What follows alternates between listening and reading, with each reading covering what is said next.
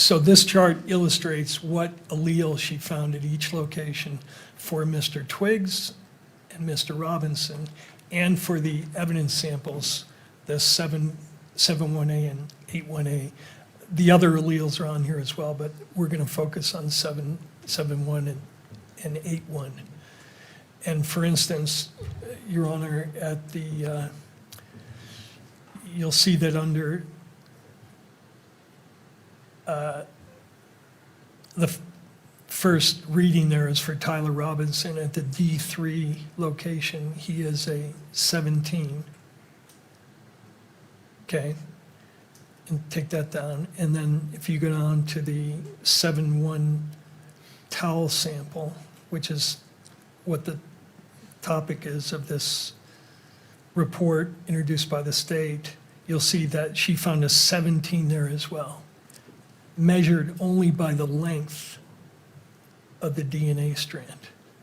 And what she's going to testify to is at this location and 5 or 6 others, there are alleles, all of which measure here 17, but actually contain different sequences. And that her testing that she used does not measure for those differences. And so as it relates to probable cause, that's what I want to keep coming back Sure. to. Again, if this was a trial, this may be a little bit different analysis that the trial judge applies. But as a magistrate, taking a look at this and looking at the probable cause standard, how does this comport? So it comports because it goes to the ultimate opinion expressed in the report that the state is offering, that the report offers reliable support that Mr. Robinson is a possible contributor. And we're asking the court to consider that the comparisons are only based on a limited number of length-based comparisons, and that there are sequence differences so that she cannot distinguish, and I believe she'll testify, she cannot distinguish based on the testing that she did in at least 5 separate locations, whether the evidence sample and Mr. Robinson's sample, or for that matter, Mr. Twiggs' sample, matches the sequence differences here. And this is my final area, and I think I can do it very efficiently, and I think it is important for the court to consider, especially as it relates to the comparison to Mr. Robinson. Mr. McBride. And she is also going to testify that the analysis she does is based on looking at the totality and all of the different markers that match and are consistent, and that's how she comes to the opinion that she does. The point is, there are explanations that are susceptible to different interpretations and arguments. Ultimately, we're going to have an expert hearing where all of the literature is going to be before the court, and the court's going to determine if it meets the threshold of reliability for admission at trial. But at this stage, even granting that there may be some argument that may come from defense counsel's position, the court can't weigh it. This does not go to the probable cause determination, and I don't think it's relevant. And this exhibit in particular is not relevant without the testimony of the witness, and so the exhibit should not be admitted on its face either. That's why I was trying to lay a foundation that she would, and offered a proof to the court that she would testify that in fact there are these sequence differences at the 5 or 6 locations, 6 different locations, relevant to the comparison to Mr. Robinson. And when the state says the court cannot weigh it, the court can weigh reliability. The court has ruled that. So we're simply asking the court to take into account the limited nature of these comparisons and the fact that she cannot, based on the testing that she performed, tell the court whether there are differences between, at these 5 locations. She can't match Mr. Robinson to the question samples because she didn't do sequence testing. And she'll also testify that the FBI is in the process of implementing this kind of testing. All right. Thank you to both sides. I'm going to allow the admission of this evidence, but I'm also going to set a limit of a limited number of questions. We are now at 4:40.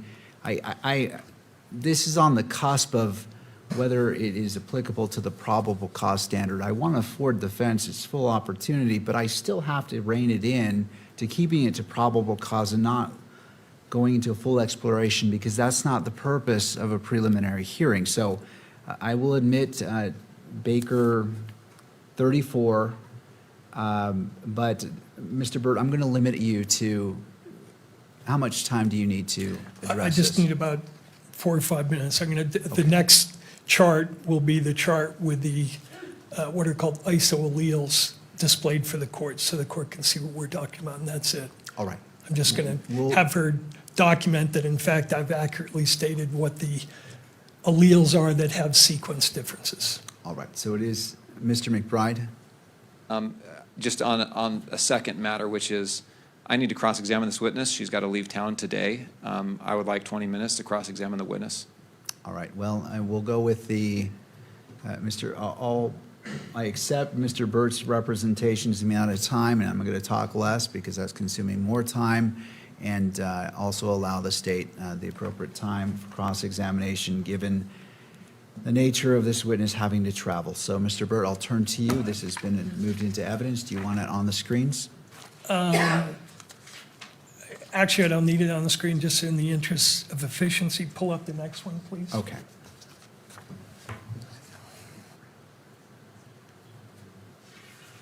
I want 35. Take that one down. And is this exhibit the same chart with what are called the isoalleles indicated? Yes, it is. And isoalleles is a term used to refer to these alleles that have different sequence but the same length. Correct, yes. So across the top there for allele 17 and D3, there is a allele 17A, allele 17B, allele 17C, all with the same length, but different sequences for each of those three. Correct, yes. And similarly at VWA, where you say that Mr. Robinson is an 1819 and 1819 in the evidence sample, there's an 18A, a 18B, a 19A, and a 19B. Correct, yes. And similarly for the other areas I've indicated there, I've accurately stated what the different sequence alleles are, correct? Yes. So I move this exhibit into evidence, Your Honor, and for publication. Is this Baker 34? Yes. 35. Baker 35. Same objection, Your Honor. All right, I'll admit it into evidence under the previous statement as it relates to Baker 34. It may be published.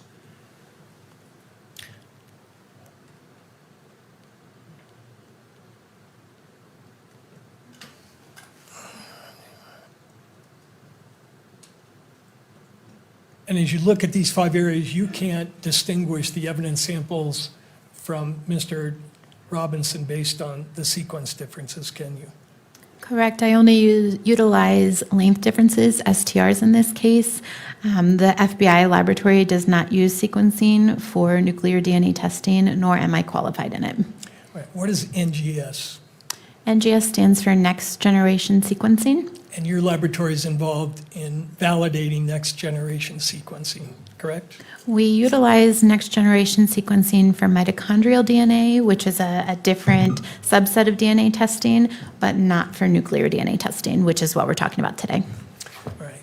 But the people who market STR Mix also market a sequence platform, do they not?